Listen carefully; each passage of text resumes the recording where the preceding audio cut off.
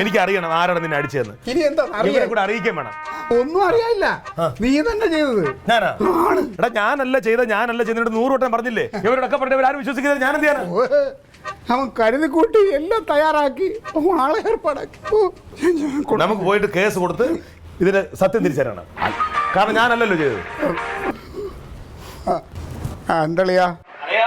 ഓ സന്തോഷ വർത്തമാനം പറയാനാണ് വിളിച്ചത്. പറ. രാത്രി ഒരു ഉഗ്രം പണി കൊടുത്തിട്ടുണ്ട് അളിയാ. നമ്മളെ തൊട്ടാ നമ്മൾ നോക്കിയിരിക്കും അളിയാ.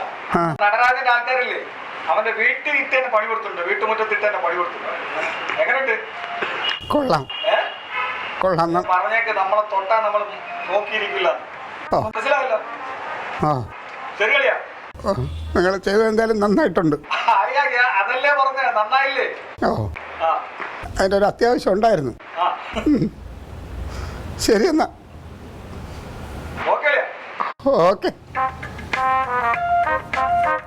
അതെ, ഓ മാമൻ അവസാനമായിട്ട് പറയാ, നീ ഇത് ഇതോടെ മറന്നേക്ക്. ഇനി കേസിനും കൂട്ടത്തിനും ഒന്നും പോണ്ട.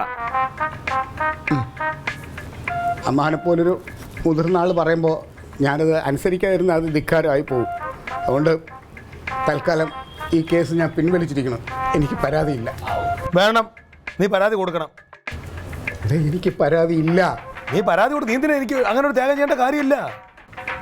എൻ്റെ ഉള്ളിലൊരു നല്ല മനസ്സുണ്ട്. ആ മനസ്സ് പറയണ നീ അവനോട് ക്ഷമിച്ചേരാ. അതുകൊണ്ട് ഞാൻ ക്ഷമിച്ചു. നീ എന്നോട് ക്ഷമിക്കണ്ട.